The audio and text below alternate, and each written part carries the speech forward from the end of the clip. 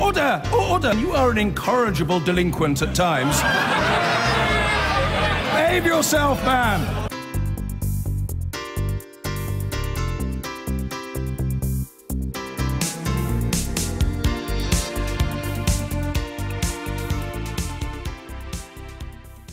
As you know, it's the biggest issue facing the UK right now. But Brexit won't be voted on at Labour's annual party conference, much to the frustration of some members who wonder if debate is being silenced. Instead, delegates chose Grenfell Tower, rail, growth and investment, public sector pay, workers' rights, the NHS, housing and social care as issues worthy of an actual vote. The issue of Brexit is as divisive for Labour as it is for the Conservatives. Labour's trying to balance appealing to core supporters like students who voted overwhelmingly to remain and those in places like Stoke and Doncaster who voted to leave. It's left various politicians treading on eggshells on the issue.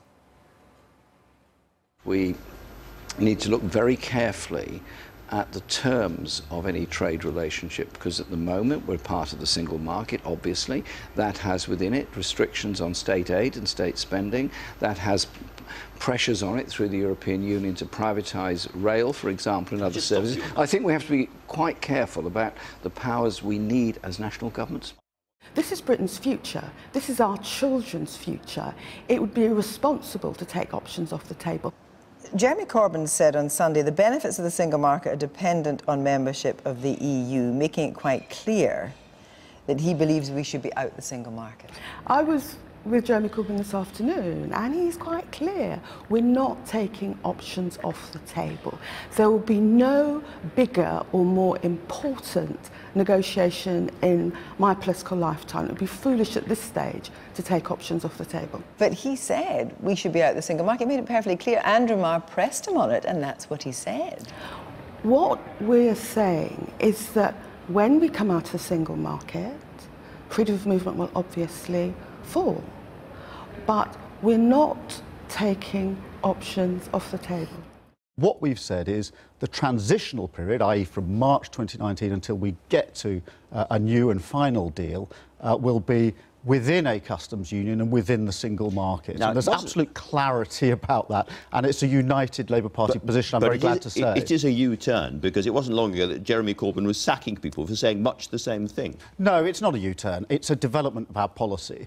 On the question of what are the terms of the transitional arrangements, Labour has never said anything other than that we retain the benefits of the single market and the customs union. We believe we can have a relationship with the single market that we think will overcome a lot of the perceived disbenefits that were highlighted during the referendum campaign and gain and maintain a lot of the existing benefits. Now, again, that's to be negotiated, but our issue all the way along is that the government isn't serious about these negotiations. That's why we said you need to have a transitional period in which we remain in the single market and the customs union to give us time to have a proper transition and a proper negotiated process. Let's talk to some Labour supporters then. John McMahon is a Remainer. Christopher Barber is a Brexiteer. Brendan Chilton, a director of Labour Leave, which campaigned for Brexit, obviously. And we're hoping to speak to another Labour Remainer in a moment, Cara Skipper. If they arrive in time, we will talk to them. OK, so I want to ask you all, your shadow Brexit Secretary, Keir Starmer, is going to say today that Labour are the only grown-ups in the room when it comes to Brexit, but yet not grown up enough to allow members to have a vote on whether they want continued membership of the single market. John?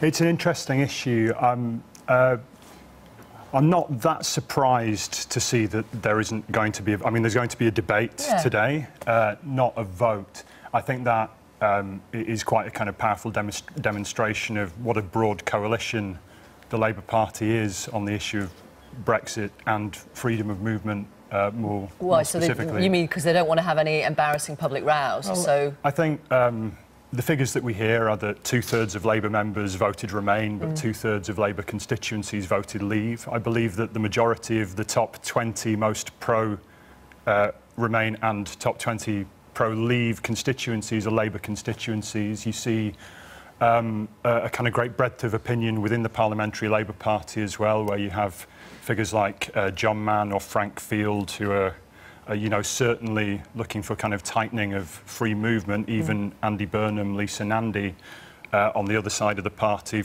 from both the left and the right, you've got figures like Sadiq Khan, Chuka Umunna and Clive Lewis, who are campaigning for a kind of retention of free movement to a certain extent. And where do you stand on that as a Labour supporter? I'm probably somewhere in the middle, I would say. I mean, my kind of philosophical preference, I really kind of value the idea of free movement as an ideal. In terms of navigating where the country is at the moment, where the party is at the moment, I think maybe an ethical tightening of free movement might be the best way forward. So something that protects the rights of EU citizens who are already here, that kind of protects the country's needs around skills shortages, that doesn't demonise migrants in any way. One of the things with kind of freedom of movement as it currently stands is there are some restrictions built into the kind of EU legislation that we don't apply here at the moment. So some EU states take a slightly kind of tighter approach to it than we do. Okay. Adopting some of those could be a possibility as well. All right. Christopher Barber, hello. You voted to leave. And what do you, first of all, briefly, what do you think about the fact that there will be no votes on whether Labour members want continued membership of the single market? No attempt, no chance for them to influence Labour policy? Well, I think our conference is our democratic process, and Labour Party delegates representing our CLPs and our affiliates chose not to debate Brexit. It was a democratic vote by delegates, and I think that shows that both CLPs and affiliates are firmly behind the Labour Party leadership's policy on the Brexit issue. OK, let me ask you then. Transition period, Mrs May says, of about 2 years. Jeremy Corbyn announced yesterday he favoured a sort of open-ended transition period, as long as is necessary, quote. How long do you want a transition period for? I think a transition period of between 2 to 4 years is adequate, because it would allow time for businesses to prepare themselves for an eventual exit from the single market. Okay. And I also think it would give a Labour government time to negotiate tariff-free access to the single market. And after that, you don't want continued membership of the single market? No, I don't want continued membership. I want tariff-free access to the single market. And in terms of freedom of movement of people? I support freedom of movement of people and workers, but I think one of the overlooked things in the debate about freedom of movement is that the EU also allows for freedom of movement of capital, which only benefits big corporations. For example, Google, who moved their operations to the Republic of Ireland to avoid paying UK corporation tax. Okay. So I think we have to look at the freedom of movement capital angle as well. Let me bring in Brendan Chilton then. You are a Labour supporter, you voted leave. How is the party going to reconcile the two wings? Those who want to continue with membership of the single market? Well, good morning, Victoria. I think this is a very difficult issue for the Labour Party. I think it's worth noting that the overwhelming majority of Labour members of Parliament and Labour Party members supported Remain. But as your previous speaker just said, you know, 70% of our constituencies voted to leave.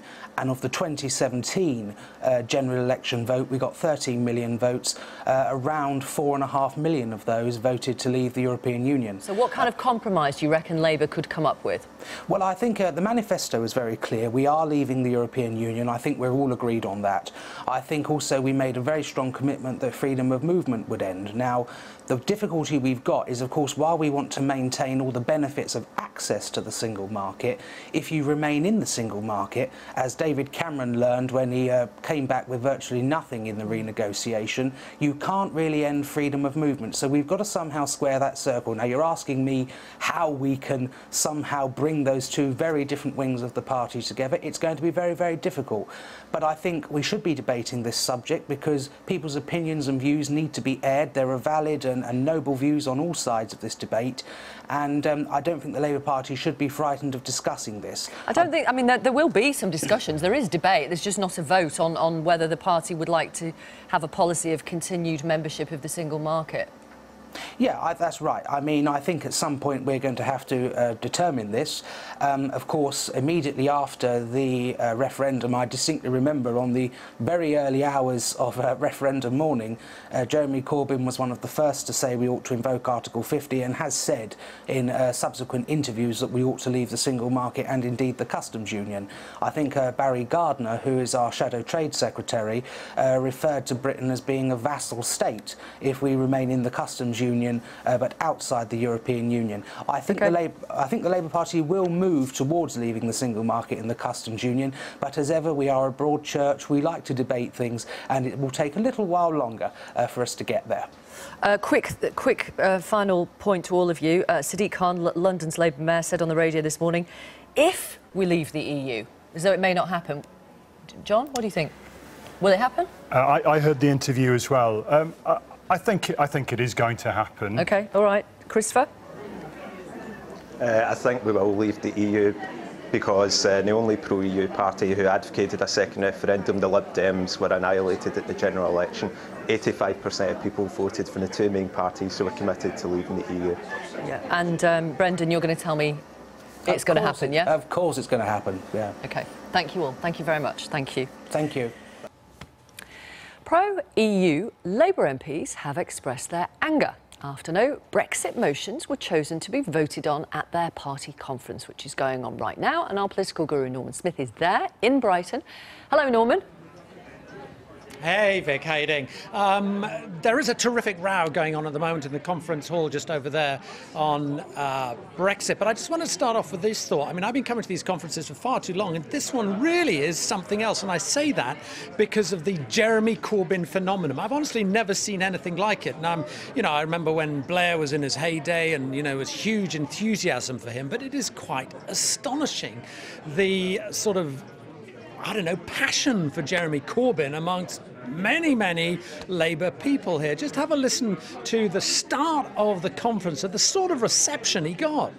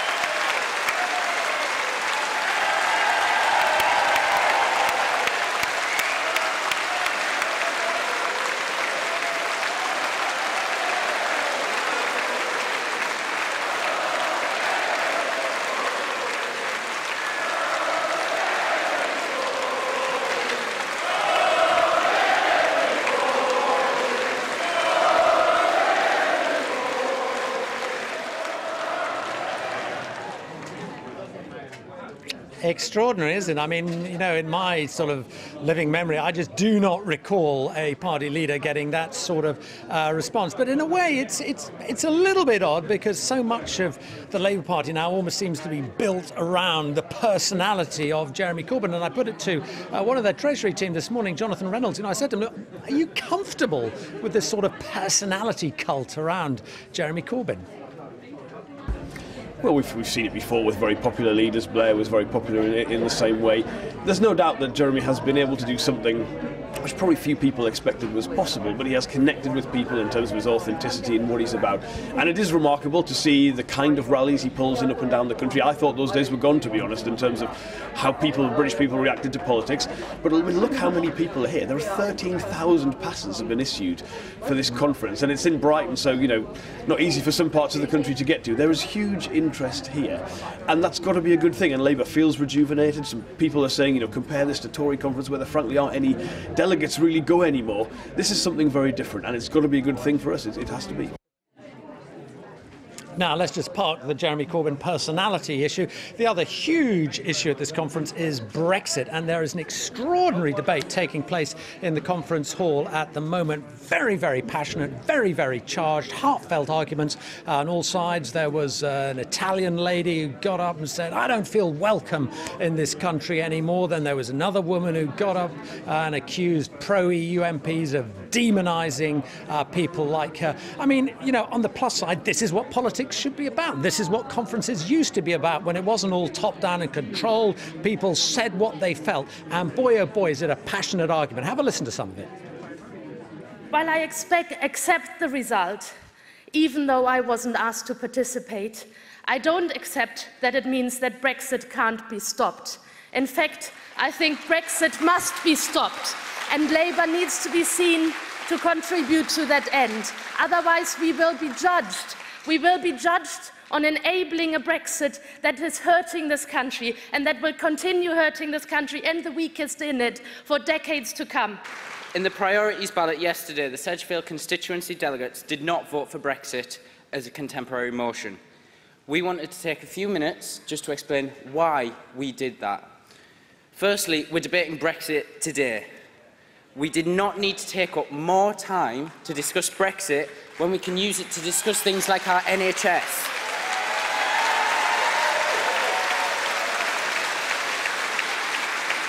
You voted away a chance to preserve the massive opportunities that our young people have through Erasmus and programmes like that, the opportunities for people to work and do business wherever they please within 27 states of the European Union and the wider economic area.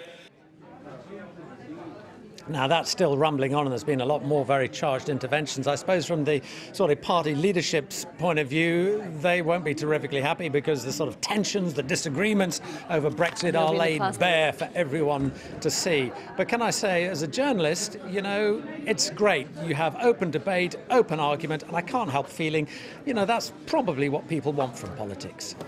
Probably, yeah. Thank you very much, Norman. Thank you. OK, well, we can go now and see if Keir Starmer tells us. Thanks also to my fantastic shadow Brexit team. Jenny Chapman, Paul Blomfield, Matt Pennycook, Diane Hayter, Karen Smith, Emma Hardy and Jess Morden. Believe you me, they could have chosen easier jobs over the last year. And what a year it's been. Article 50 triggered. A snap general election. That was supposed to have been a coronation. But it's left us with a broken government. Too weak to govern. Too divided to negotiate Brexit. Constructive ambiguity is now their official policy. It's easy to laugh. It would be funny if it were not so tragic. Britain's place in the world is at stake. People's jobs are at stake. People's mortgages are at stake. People's futures are at stake. So who are the authors of this Tory tragedy? First, David Cameron, who recklessly gambled this country because he couldn't hold his party together.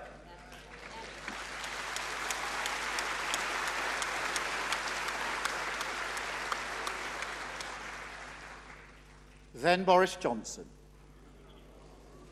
standing in front of his red bus with a lie on the side, a false promise of £350 million a week to our NHS. Ruthless about his own ambition, reckless about our country.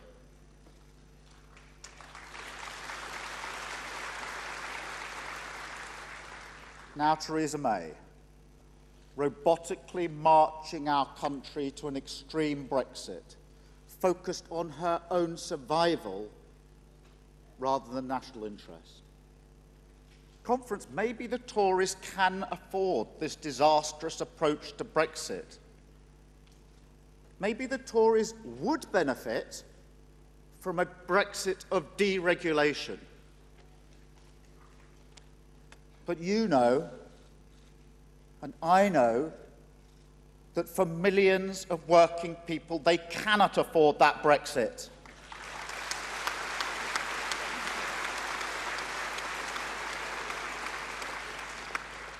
Whether you're in the front seat with Theresa May or the back seat with Boris Johnson, there is nothing patriotic about joyriding our economy off a cliff.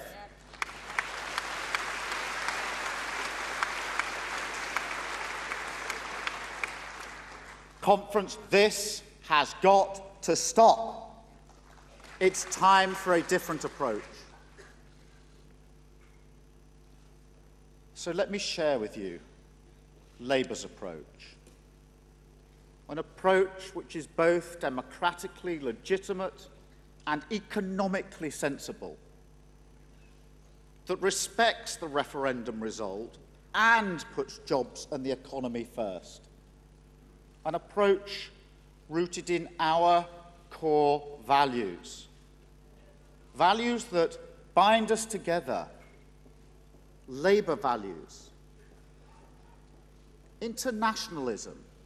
We have always been an internationalist party, reaching out to Europe and to the rest of the world, not turning in on ourselves. That's why we campaign for unilateral protection of EU citizens in this country, because of our internationalism, and why we want protection of our citizens in Europe.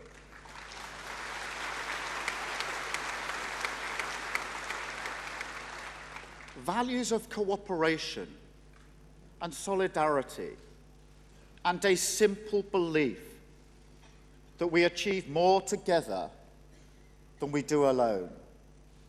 Our unflinching commitment to the protection of human rights, to the rule of law, to the protection of rights at work, and to the protection of our environment.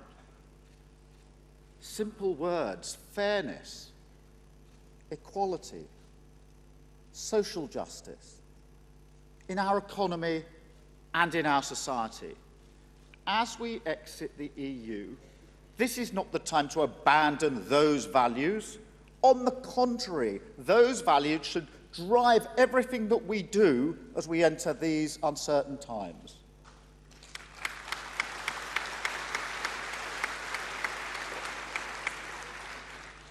Conference, that's why, over the summer, Labour reached an agreed position that transitional arrangements on the same basic terms as we currently have with the EU are in the national interest.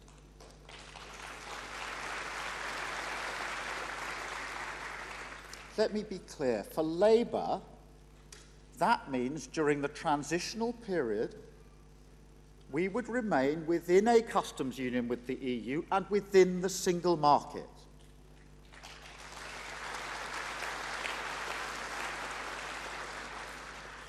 The government, on the other hand, have spent the summer squabbling in public. So dysfunctional had it all got by last week that the Prime Minister took flight to Florence. Only when she got there to adopt and follow our position on transitional arrangements.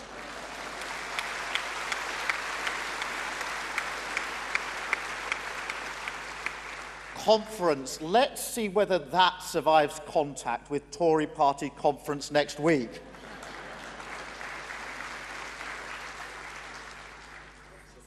But let's not be fooled by what the Prime Minister said in Florence.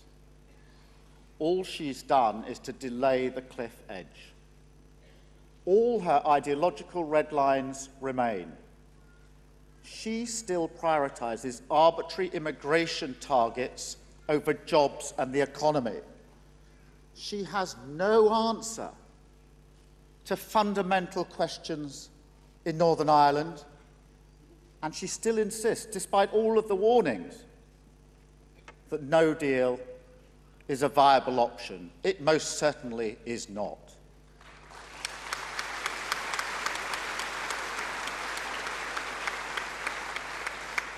Conference, Labour rejects that approach. If we were in government, when we are in government, we will build a new progressive partnership with the EU. We will negotiate a deal that ensures continued cooperation and collaboration in all fields with our EU partners.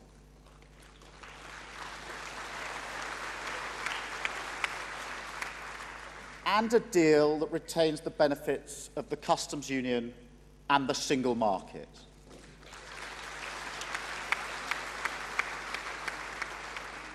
Options for achieving that end should not be swept off the table. Subject, of course, to negotiations, remaining in a form of customs union with the EU is a possible end destination for Labour.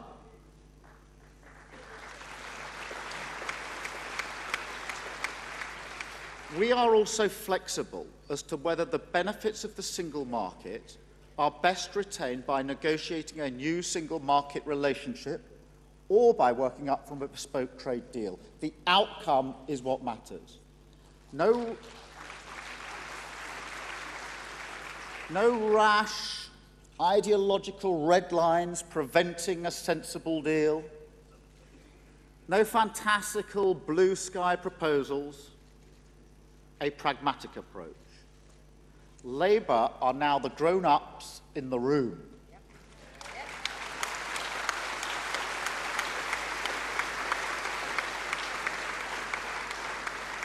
And Conference, I tell you this, we stand ready to take charge of these negotiations, not acting for narrow political gain, but in the national interest.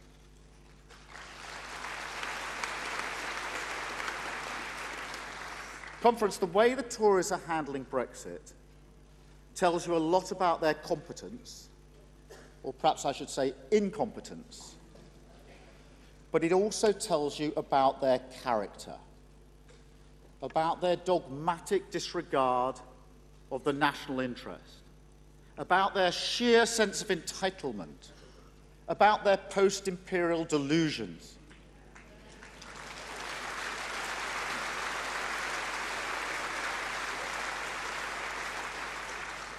About their willingness to put other people's jobs at risk.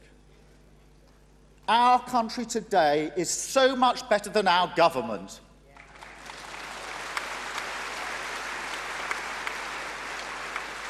This country is yearning for change. Theresa May and whoever replaces her cannot deliver that change. The old politics and the Tory old guard have had their day. We need a transformative Labour government.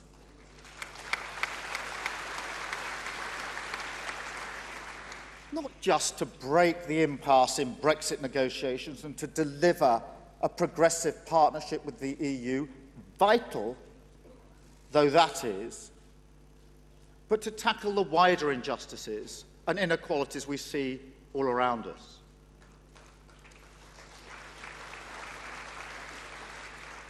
To give hope that our society, our public services, and our economy do not have to be like that. That we can build a better, fairer, and more inclusive Britain. That's why I came into politics. That's why you're in this room today.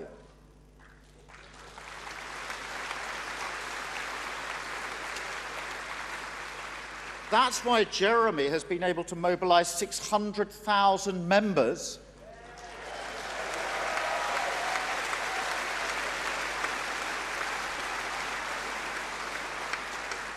and to inspire the support of over 12 million people.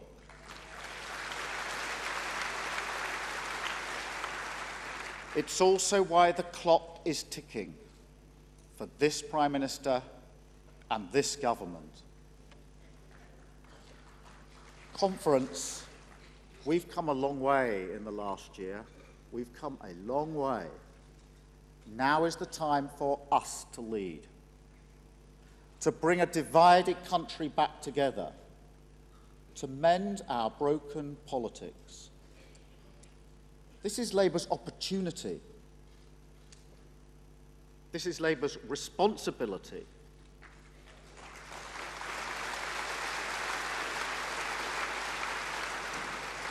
And working together, this can be Labour's achievement, delivering a government for the many and not for the few. Thank you very much, Conference.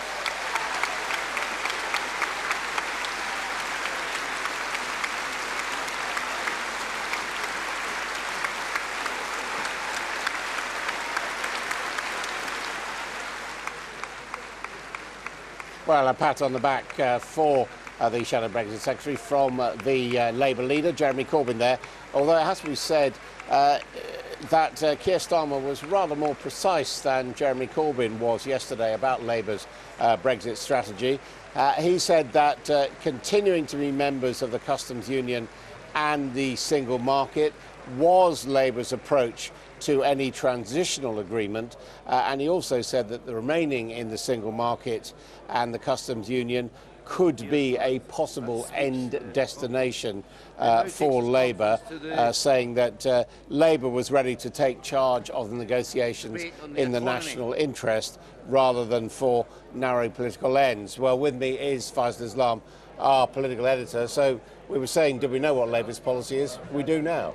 Yes, and that's pretty much the same as we heard from his clarification of Labour policy when he won the battle within the Shadow Cabinet over summer. He obviously feels vindicated by the change of approach or the clarification of the government's approach from the Florence speech and Theresa May. He defines essentially what Theresa May has said would be a continuation of a transition period under EU laws and regulations.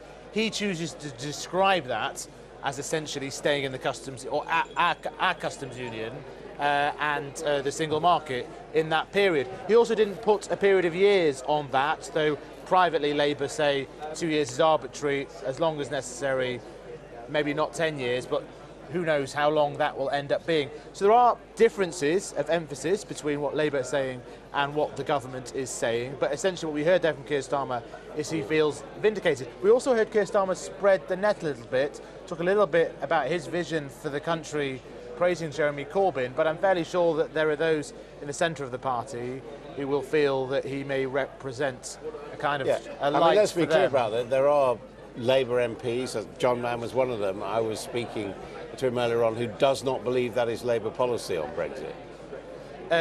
Yes, Mann obviously, well, the transition bit Either. yeah, I mean, I think what they will argue is that though we've had this debate over whether they get to even vote on it, that I think when you speak to them privately, those kind of Remain single marketeers, you might call them, within the Labour Party, do have their tails up compared to where we were. They're happy to have public arguments over conference arrangements because they want to assert themselves as a force within the party, a little bit like the Eurosceptics were to the Conservative Party over the decades. They want to be that awkward force that in a private meeting forces the Shadow Cabinet to say we don't want to annoy these guys. But I think that the clinching argument, which is pushing the Labour leadership privately and slowly towards a single market style position, which is left open by Keir Starmer's speech, is the sheer psephology of where they won the votes and where they need to win votes. They think, and they may be wrong, that they have secured the Labour leavers, that Labour leavers had the choice to vote for Theresa May's version of Brexit, and basically apart from 5 constituencies said no. They see the extra marginal votes they need to get a majority in Remain middle-class areas. So they've made a political judgment alongside what Keir Starmer sees as an economic judgment to get pretty close to the single market. OK, well, Faisal, stay with us. Let's bring in our View panellists this week. They are Faisal Shaheen from CLASS, the Centre for Labour and Social Studies, and also Ian Dale, the LBC presenter. And Faza, would you accept the analysis we just heard there, that Labour, if you like, has made a class choice, saying if it's going to win the election, getting the votes of middle-class Remainers is more important to be targeted than traditional working-class supporters? I'm not sure about that. I mean, I think what we heard there when we heard the mention of inequality and the way in which John McDonnell said this morning that they want to debate the bread and butter issues is actually the right way round. So they're thinking about the vision around what we want on housing, what we want on jobs, what we want to tackle the underlying issues that brought us Brexit in a way, and then thinking about a model with that would help us to deliver that for everyone. So I think this is, for me, I was really positive and happy to hear him say that point about inequality, because what's happened, weirdly, is that a lot of people on the left and Labour MPs have been clamouring to protect the status quo. Actually, the status quo hasn't worked for a lot of people. And so I'd be really interested in to see what the left vision is now going forward. Ian, we know you have disagreements with the policy, but in electoral terms, is it the right one, what Keir Starmer outlined there, do you think? I think it's quite a dangerous strategy, because we all know that Labour still have to retain seats in the north of England and actually win marginal seats in the north of England, and a lot of the Labour Leave votes are those very voters in the north. So I'm not sure, I think it's a risky strategy for them. But I thought the most interesting thing to come out of that was the similarity between Labour's policy and the government's policy. Now, if you listen to Keir Starmer, you'd think that there was a real gulf between them, but they both agree on a transition period. They both agree that they stay in the single market and the customs union. Theresa May's nicked our policy. Well, Downing Street deny that, of course. I think there is something in that. But they point out that Theresa May, in her Lancaster House speech, that much-quoted speech from Friday, she said in that there would have to be what she calls an implementation period, what we would call a transitional period. But you look at after, and he says, well, we want to retain all the benefits of the single market. There's a bit of having cake and eating it there. That's Tory policy as well, a new arrangement. Similarly, he says a customs union, not the customs union. So there's not as much difference between the two parties as is often said. But I think that Labour they feel that having shifted the dial a little bit towards, on that spectrum, towards Norway, they think they changed the reality for the cabinet discussion. And I think that what I'll call the single marketeers within the Labour Party are going to sort of incrementally kind of shift Labour closer and closer and closer. And then these semantic debates really matter. I mean, if genuinely both our main political parties feel that there's a difference between the customs union and our customs union, and voters are cool with that, then it opens up all sorts of semantic fun. You know, what's the difference between the single market, the EU single market, and a single market, the EEA single market? People are making arguments like the single market. And I've heard this from leading MPs in both parties. The single market doesn't actually exist. I'm like, okay, it's the internal market. There's all sorts of semantic games going on, so we have to watch very carefully. And Ian is totally right to pick up the fact that Keir Starmer said, customs union, because he had to settle with Barry Gardner when he called the customs union option vassal state. So in order to sort that out with Barry Gardner, the Shadow Trade Secretary, they now say a customs union is totally different. But that's the same idea as the Tories, isn't it? The idea of having the European Court of Justice on one side and a British legal entity on the other. Well, and Theresa May's point that actually, you know, we'll have a British deal here. We're not going to have an off-the-shelf deal from Norway or Canada. We're not a small country. We can actually negotiate our own deal. Live today at the Labour Party conference in Brighton. Now, after Labour's relative success at the election, union leaders have predicted that the conference this year will be solidly united behind Jeremy Corbyn. Does that mean, however, that they will get everything that they want from the party? Joining me now is Francis O'Grady, General Secretary of the TUC, and incidentally we can see Dave Prentice of the Unison Union is addressing the conference at the moment. There he is. Powerful, caused by the self-appointed masters of the universe. Their greed paid for by the servants of our town. Francis O'Grady, first of all, a lot of debate about Brexit. Just heard from Keir Starmer saying transition period, stay in the single market in the customs union, and possibly have something like that as the final destiny of Britain outside the EU. Is that what trade unions want? Well, I think Labour is taking a very sensible approach, something that the TUC advocated, that we need a transition period, we don't want a cliff edge. And similarly, that the trade union movement has argued very strongly, when we're thinking about priorities for negotiation, then people's jobs, livelihoods and their rights at work should come first. Because of course the argument is if you go to the final destination, staying in those bodies would not allow Jeremy Corbyn to give the kind of government assistance to industry which he would like, and also would prevent us from finding new markets and new trade deals around the world.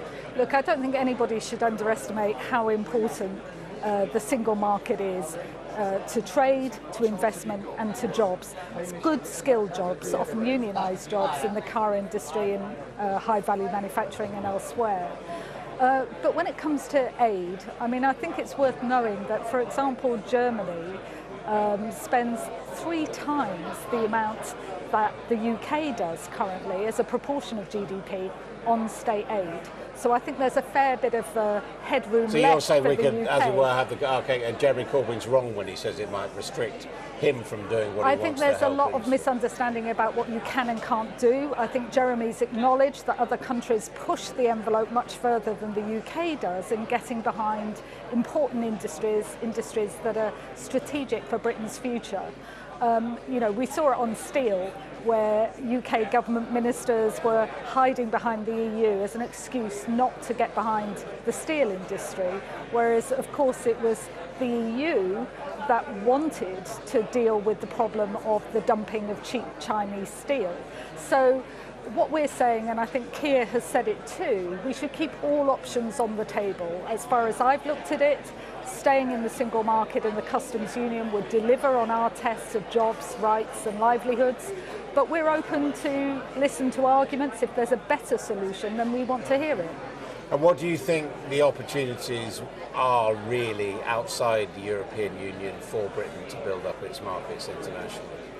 Well, I think, you know, there are worries about other deals too. I mean, WTO, for example, which government ministers seem to rely on, they have rules on state aid, so we need to look closely at those. But I think there are concerns about who we'd be doing deals with, on what terms, on our own. So if we were to do a deal with the United States, for example, I'm very conscious that there are big private companies in the States who have been eyeing our NHS for a very long time. Certainly I think people in Britain wouldn't like to see public services opened up to privatisation. So there are very big issues about where else we could go, and on balance, what's the best compromise, what's the best deal for Britain and workers. And outside, well, speaking of workers, outside of the European Union, what do you think would be the likely impact on workers' rights? Well, of course, if you stay in the single market, then you have to play by the rules on workers' rights. I was interested that the Prime Minister in Florence said that people in Britain don't want to see workers exploited, but we know there are millions of workers who feel pretty exploited at the moment, on 0 hours, on sham self-employment, and of course they're £20 a week worse off in real terms than they were before the financial crash. But the single market provides a level playing field on workers' rights now and into the future. We don't want to see Britain undercutting our European neighbours on the back of exploiting workers. Now, of course, we've just had a demonstration with Uber showing that in London, at least, Transport for London can regulate, and regulate quite sternly, independently of the European Union. And isn't that perhaps the future that we would have outside, that we would have our own regulators, and who knows, they might actually be better rather than worse? Well, of course, when we're dealing with global companies like Uber, it makes it even more important that we have that level playing field for workers' rights, so that we don't have multinational companies playing off one country or one group of workers against each other. I was pleased, by the way, I think, to hear Uber sort of say sorry, but it's a case of actions speaking louder than words, and they've got their chance now to clean up their act, stop cutting corners on safety, and pay their workers at least the minimum wage. But they're saying 40,000 people would lose their jobs as a result of Uber being not allowed to operate in London. I think Uber has to take responsibility, as I think it was beginning to do, in recognising that it had got things wrong. I mean, we had to take cases, our unions, GMB, took cases to court to prove that those drivers were workers and should at the very least be paid the national minimum wage. I think it's time that Uber coughed up. I mean, is this government or Labour in its proposals going to get on top of this matter? Because with the gig economy, it is possible for people to have completely different relations, really, to employers or people providing with work than in a formal boss and worker situation. Well, we have got millions of people now in these sorts of insecure contracts, and you know, I've heard a lot of talk from the Prime Minister and the government about getting to grips with it. I think we'd like to see some action. Whereas I think what's clear with Labour is that there is a genuine commitment to modernise our framework of rights, and that it isn't just about individuals. The problem is most people feel that the balance of power between the boss and ordinary workers has gone too far in favour of the bad boss, who's often undercutting the decent boss. And we need to stop that race to the bottom and have that new framework of law. Your Uber drivers are clearly not unionised. On balance, some of them are. Do you think it was the right decision to withdraw their licence? Oh, I'm clear about this. However big the company is, they've got to play by the rules. And you know, we can't have workers paying the price for employers not playing by the rules and not abiding by the law of this country. And if they're breaking the minimum wage laws, if they're not treating their workers fairly, then somebody had to call them out. And I'm very pleased that Sadiq Khan did. So what's the fallback for those 40,000 people the fallback with debts, without work? Is for Uber to get its act together and start playing by the rules. And it can do it. And perhaps that letter was a step along the way. Francis Grady, thank you very much indeed for joining us here at the Labour Party conference. Well, here at the Labour conference, we've heard from the Shadow Brexit Secretary, Sir Keir Starmer. He set out his vision of how the UK should depart from the European Union. The outcome is what matters. No rash, ideological red lines preventing a sensible deal. No fantastical blue sky proposals. A pragmatic approach. Labour are now the grown-ups in the room. We stand ready to take charge of these negotiations, not acting for narrow political gain, but in the national interest. And even though there's no substantive vote on Brexit here in Brighton, delegates called to the floor this morning showed the strength of feeling on the issue. We need the Labour Party to unite and revitalise the country, to build a more socialist country after Brexit. Let's campaign for what Keir Starmer, Jeremy Corbyn put forward from both wings of the party. Whatever we may think about Brexit, let's hammer home to the public that the Tories are completely and utterly incompetent when it comes to delivering it. They are making it up as they go along, and it's terrifying. When they come up with the final deal, we can see what it will deliver, and we need to have a democratic vote on that. But actually, because it's a false prospectus, they're not going to be able to put something forward which will get the support of the British people. It will then be up to us to come forward with a plan that works.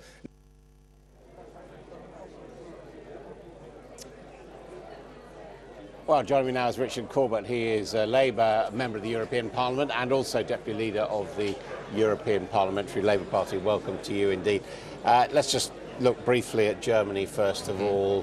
1 in 8 voters voting for this Alternative for Deutschland party. How worried should we be by that? It is worrying. Germany is one of the last countries in Europe actually to have a far-right party gain seats in its national parliament. It's still to a lower degree than in some other countries, but any breakthrough like that is worrying and is a matter of concern. Now, they won't be in government. Are they Nazis? I think some of them may be. I mean, I don't think all their supporters are Nazis, far from it, though I dare say that any remaining Nazis will have supported them. But they won't be in government. They will not be included in any conceivable coalition.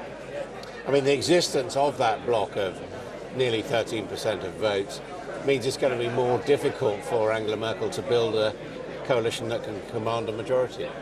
I think she has two options. One possibility is a continued grand alliance, as it were, grand coalition with the Social Democratic Party. The other is the so-called Jamaica coalition. It's called that because it's the party colours are the same as the Jamaica flag. Black, green, and yellow. Black for the Christian Democrats, green for the Greens, and yellow for the Liberals. That's another possibility. That would be a weaker government, presumably, or more fragile. Presumably, though, of course, even a continued grand coalition, the SPD has not fared well by going into grand coalitions. They will be nervous. They would be a difficult partner, and perhaps rightly so, for the Chancellor. Yeah, well, I mean, it raises the question, you're a Labour man, but a Social Democrat, raises the question of what's happening to, if we call it the centre-left, in European politics. Well, I think grand coalitions are always a problem, especially for a party that wants progressive change, because you're hampered in what you can do. Especially if you're the junior partner in a coalition, you tend to get all the blame, but those who like what the government's doing aren't going to vote for you, they'll vote for the main party in the government. So it's a hazardous business going into coalition. That's true for junior coalition partners of all kinds. We've seen it with the Liberal Democrats in Britain, the Greens in the Netherlands, the Socialists in Belgium, the Irish Labour Party, all got hammered when they became junior coalition partners. Now, we've heard from Keir Starmer this morning.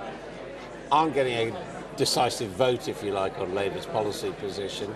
Is Labour the party of Europe in British politics? We're certainly opposing the chaotic and costly Tory Brexit that we appear to be veering towards. That would be damaging for Britain, damaging for Britain's economy. And we will be opposing that. But I mean, there are people who say, look, the majority have voted to come out. Basically, rather than try to cling on bits and pieces of our relationship with the European Union, we should go for a fresh start. Well, the choice of a theoretical Brexit or no Brexit has now been overtaken by offence. The choice is now between a costly, economically damaging Tory Brexit that increasingly is taking shape, or no Brexit. That, I think, will be the dilemma that will face everybody this time next year. Mr Corbett, thank you very much indeed. Well, it's all happening here at the Labour Party conference. We've just been speaking to the leader of the union Unite, Len McCluskey, giving his view on where the power lies. And we also owe it to the leadership of Jeremy Corbyn. So let's make it clear today. Though cowards flinch and traitors sneer, we'll keep the Corbyn flag flying here. I move. So, his own version of the famous red flag there from the Unite leader, Len McCluskey, speaking at the podium. Well, Brexit is the #1 political story outside of Labour conference today as talks resume in Brussels. But inside the conference, it's a little bit lower down the agenda after the decision not to allow a binding vote on Brexit. Party chiefs insist the subject will be debated later today, but it's likely to be a restatement of existing policy with no substantive vote. Well, Shadow Brexit Secretary Sir Keir Starmer has been speaking to conference this morning. Let's have a look.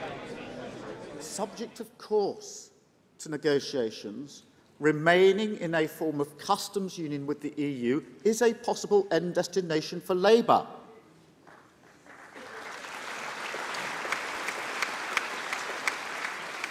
We are also flexible as to whether the benefits of the single market are best retained by negotiating a new single market relationship or by working up from a bespoke trade deal. The outcome is what matters. No rash, ideological red lines preventing a sensible deal. No fantastical blue sky proposals. A pragmatic approach. Labour are now the grown-ups in the room. Well, and here is a grown-up joining me, the Shadow Treasury Minister Annalise Dodds. Welcome to the show. Lots of your colleagues are irritated, though, by the decision not to allow a binding vote on Brexit policy. Let's just take a look at some of their comments.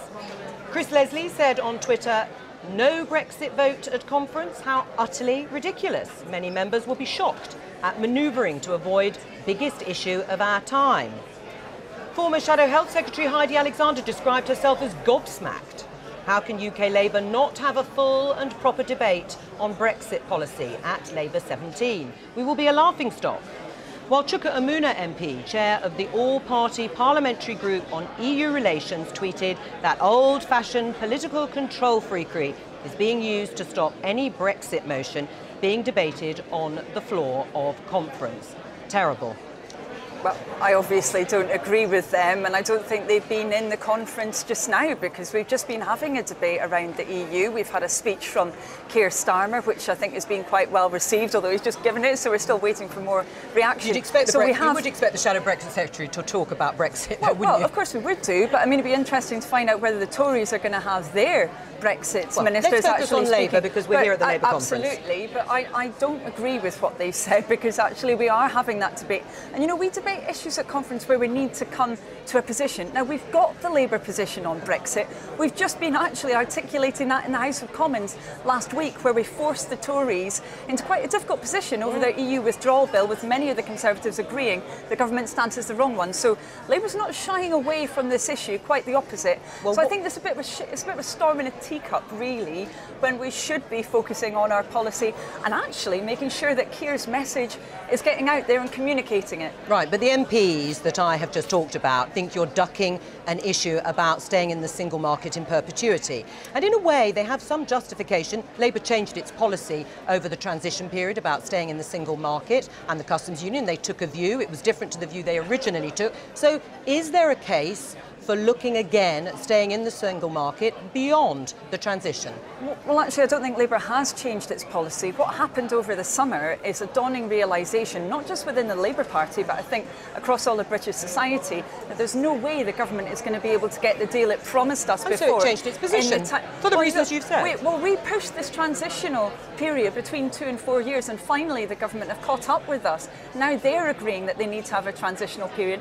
If they'd started asking for that when we started asking for it, we'd be in a much better position in relation to our European friends than we currently are. So actually, I don't think there's been a change in policy, and I think, and I hope people will hear what Labour's policy on Europe is, rather than arguing about whether we're talking about it But or as not. you said, you don't want an argument, and you realise there would be an argument. So you are ducking the most important issue of our time. You want there to be unity and a consensus.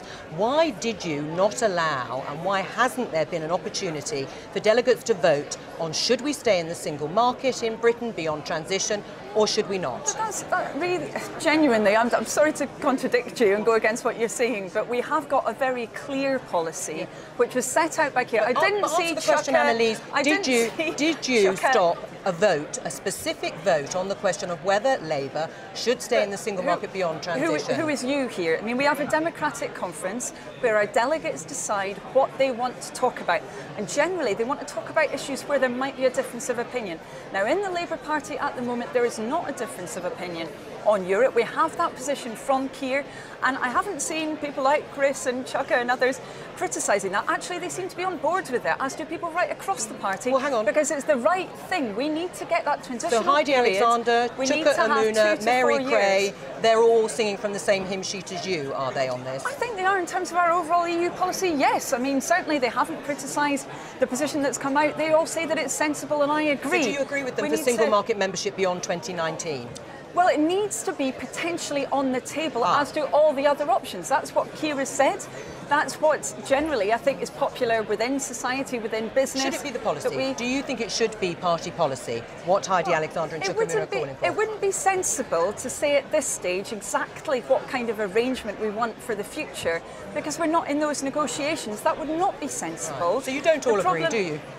Well, if they say that's definitely the model that we want, then maybe there is a disagreement. But in terms of the transitional period... And I've got all the quotes here. There's a big disagreement with some of your colleagues, in fact a large number of them, including even Sadiq Khan, the Mayor of London, who holds arguably the biggest electoral mandate in the country, saying that the UK should stay in the single market if we stay in the EU, he said. So it is very much a possibility. We're not staying in the EU for the future, and apart from within a transitional period, because we've had a referendum which delivered a result which I regret, but still we had that referendum which did show that there was a majority of people who wanted to leave. Labour's position, though, is that you can accept the result of the referendum, but not accept the chaos that we have at the moment, which potentially from the Conservative side still accepts saying we could leave without a deal. Right. Now, what would that do to British businesses, students, all those Europeans living in our society, Brits living across the rest of the All EU? right. You accept that there's a difference of opinion, at the very least, between the Labour Party policy and some of your colleagues, and there isn't going to be a binding vote at conference, even though there's a debate. I disagree. Well, I disagree with them saying that there should be somehow a big debate about this at conference, because we've got a settled position. So you're suppressing that many the of them debate? sign. No, because the delegates, the difference between the Labour Party and many other parties is that we have a democratic process within our conference. It's the delegates who decide what they want to talk about. They've decided to prioritise particular issues. I don't want to talk for them, and I don't think the leadership or anybody else wants to talk for them either. It's their decision ultimately what they want to prioritise and to talk about.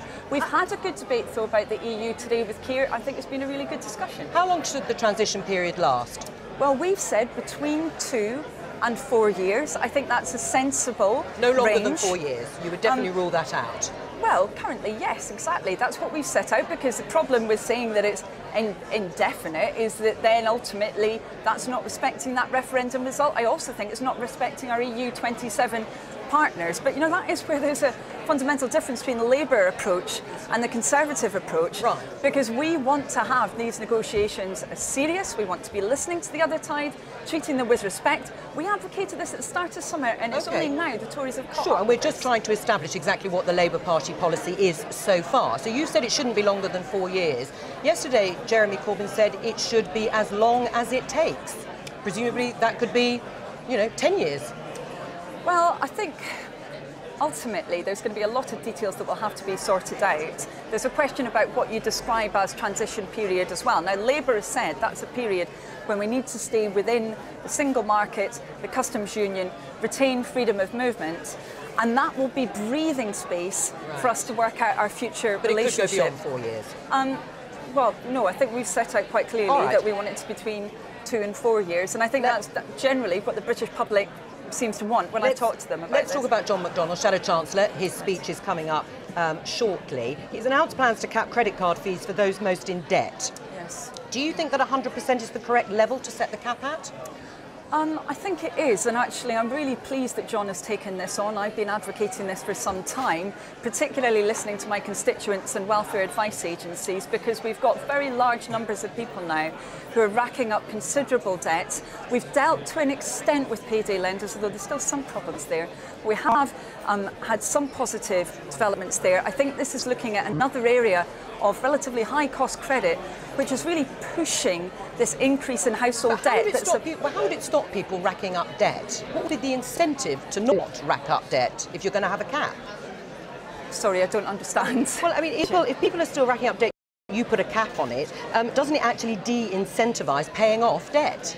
No, I don't think it does at all. I think it does quite the opposite. It means that you have that breathing space to try and make sure that you do pay it off. Try and make sure that people are actually, when they take on those debts, knowing what they're getting into. I mean, people at the moment, as households, we have consumer credit debts now amounting for a huge amount. I mean, it's about half of household debt, even although the value of the finance people get from it is only about 14%. So there's a big problem here. Labour's facing up to that problem, saying we need to do something about it, rather than the Tories just basically ducking their head in the sand over it and saying there's no issue. There is an issue with household debt, and we need to do something about it. All right, one of the issues that was really Mayor of Manchester, Andy Burnham, was testing some of the policies that have been in the manifesto, including scrapping tuition fees, which he said is a middle-class giveaway. Let's have a listen. There is no doubt that people want to see real change when it comes to universities, but to make them completely free, I just question, is that the fairest way to spend money, to give it all to university students who may go on to a more middle-class lifestyle and earnings? So I would say, what about 16 to 18-year-olds who lost their education maintenance allowance? What about those kids on the apprenticeship wage? What about technical education? We need much better answers on those things. And to be honest, I think those young people need as much, if not more, support Has he got a point? I agree with Andy on many things, but I actually think in this situation there's a much broader problem. If we look at student finance, we find that actually the Conservatives' current position, given the low rate of payback of those loans, will be a big financial liability looking down the road by 2050 unless we do anything. Andy Burnham is saying. Is that really a priority when everyone would benefit, including the kids of middle-class parents? I actually think that all of society benefits from having a more highly educated population. We've got a massive problem with productivity in Britain at the moment. The Labour answer is to say we need to have the most highly skilled workforce in the OECD. One part of doing that is making sure we have people going into higher education, but also, Andy's right, FE, other forms of education are important too. But I think it is an important part of that mix because we know, particularly for mature students, part-time students, those fees led to a big drop-off in applications, and we've got that financial liability problem. We've got to do something about it. Annalise Dodds, thank you very much for marking our cards here. Now, as we've heard, some Labour MPs are cross with party members over Conference's decision not to have a binding vote on Brexit policy. Well, we never duck a debate here on the Daily Politics. We had John Prescott on. So we sent Ellie Price out with her trusty mood box to find out what Labour Conference really thinks. For today's mood box, we've come to the Labour in Europe stall. Can you guess what we're going to talk about? Now, Labour have been clear in what they want from a transition period, less clear on what they want to happen after that. So that's where these come in today. We're asking, should the UK stay a member of the single market in the long term? Should we be in or out? We have to stay in the single market. How on earth can we maintain our ties, our trade, the economy that we have now? I think particularly for small businesses, because the number of trading agreements they'd have to make then, I think would be a nightmare for them. So I think we're far better having that one trade agreement in the single market. Would you look at this? We have a mood box queue. People voted to leave freedom of movement by leaving the EU. So it's about time that Labour Party members got behind that and started listening to normal people who voted to leave. Should we stay in the single market in the long term? No, because I think doing so would be a major barrier to the election of a radical socialist of the Labour government, which is what I think we're all here for. But it's for the government to get on with the negotiations because we need to see what's the deal, what's the nature of the trade-off. So it's a bit early, isn't it, to say, in my view anyway. Does that mean you don't want to play the mood box? Do what? I just got a selfie with Andy Burnham. I'm so excited. That is exciting. Yeah. Why? Well, because we don't want the economy to go to free fall. What about those people who voted? Oh, a flurry of ins. We should be out, running around in pairs. I think it'd be great for our economy, great for democracy. That's steady. You not read my badge. I think a lot of people are still holding on to the view that we can stay in the EU, and they think of the single market as some kind of compromise, but it's not a good kind of compromise. It's the worst of both worlds. Can I get two? No, you know how this works. Okay. There's one, and I don't think there's any surprises about how I'm going to vote, but I know. Behold, a clear position on Brexit from Labour. Not something you see every day. But from the delegates we spoke to, at least, the vast majority would like long-term membership of the single market. And here to hokey cokey in person is the Labour MP Alison McGovern. She's behind the campaign to stay in the single market, and by Momentum spokesperson Adam Clough. Welcome to both of you. Just to remind our viewers, of course, it isn't very scientific, the mood box, despite the fact that it was emphatically for staying in the single market. Adam, first of all, Momentum urged its members not to support a motion to defeat Brexit, emailing them with an alternative list of subjects to choose. Why? That's not true that Momentum urged its members not to debate on Brexit. You didn't email, Momentum didn't email delegates or members to not choose Brexit as a motion? No, not to say not to choose Brexit, no. Brexit's been debated this morning. Keir Starmer's just given a speech on it. It's been debated and voted on. The World Transformed, which is Momentum's fringe festival that runs alongside the Labour Party conference, has got a number of sessions which are debating and discussing Brexit. Well done, Alison. The issue is having a substantive vote, and the fact is, Momentum sent an email out saying that this debate was a cul-de-sac. Well, I don't think it's a cul-de-sac at all.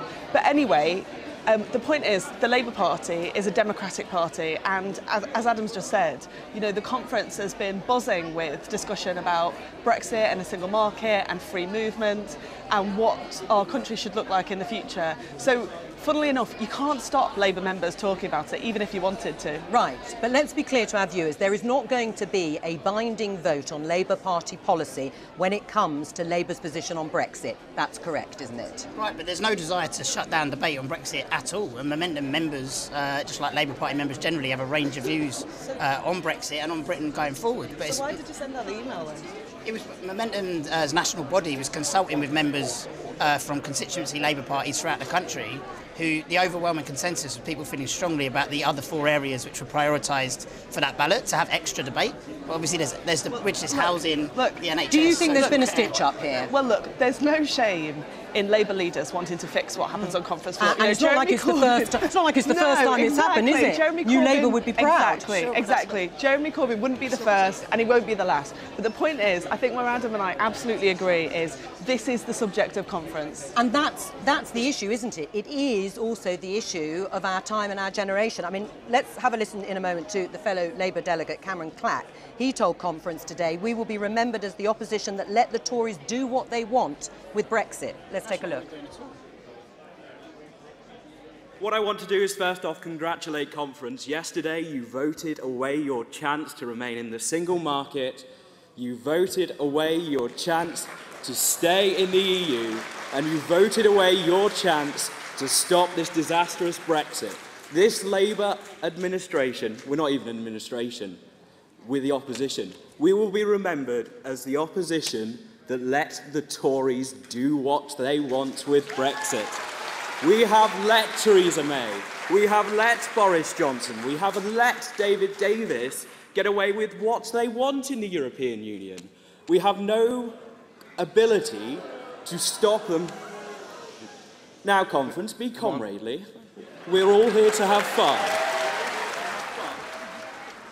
Now, he did divide the conference hall, I'll say that, but doesn't he have a point?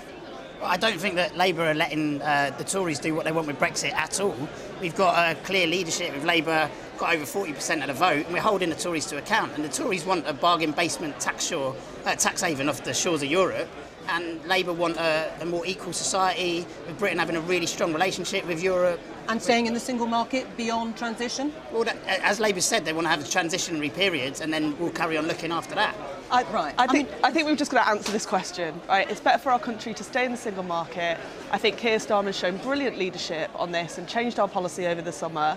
I think we've just got to go one step further now and be absolutely clear that the cost of leaving the single market and the customs union is too high, and that Leave voters and Remain voters alike are interested in the national interest, and staying in the single market is in our national interest. Right. But how's this helping the party at a time when we've been discussing the buzz around conference? Compared to previous years, there is an energy, like it or not, around Jeremy Corbyn and the conference the whole week, and you and your colleagues are trying to put a spanner in the works. I think somebody told me that it's the best attended conference since Gordon Brown was the leader, which is an absolutely great thing. And as Adam said, you know, whether it's the Momentum Fringe or other events, people have been talking about Brexit. That's a good thing.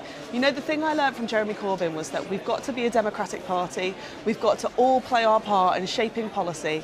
And I think that our conference will demonstrate that the Labour Party is in good heart and wanting to discuss the tough issues. Do you trust Adam and his colleagues in Momentum over this issue? Well, I really wish they hadn't sent out that email. I think that was unnecessary. And in the end, Labour Party members will have their say. But actually, the most important thing is that we all get together and work on this issue. Right. I mean, Adam, isn't there a risk? Jeremy Corbyn once said that actually we shouldn't let Brexit dominate so much that we can't talk about other issues. But you've been accused of a stitch-up, not you personally, and sending emails out, and now it's going to be dominated by Brexit, and it'll crowd out those other issues. The last 2 days I've been here, we've got more Labour Party members at conference than in living memory, I think in my lifetime. We've got an amazing buzz, we've got mass participation. We've got a whole range of issues being debated, new people coming into politics at the World Transform, members of the public. What is the row today? The row is over Brexit and claims that you have suppressed this binding vote. I don't see this conference as a row. I see it as mass participation, enabling lots of new people to get active, and a very positive conference. I think it's been framed now as a row, but that's not what I'm experiencing. Right. How are you going to move the party on to your territory and still honour the referendum result? Well, the Labour campaign for the single market has received a lot of support at this conference and will keep doing so. You know, Boris Johnson said that he was in support of the single market, so I think that there ought to be a big group of people in our country who are in favour of keeping our economy strong, keeping those jobs that depend on our terms of trade with Europe, and that I think that's what the position that the Labour Party should set out. Thank you both very much. Enjoy the rest of the conference.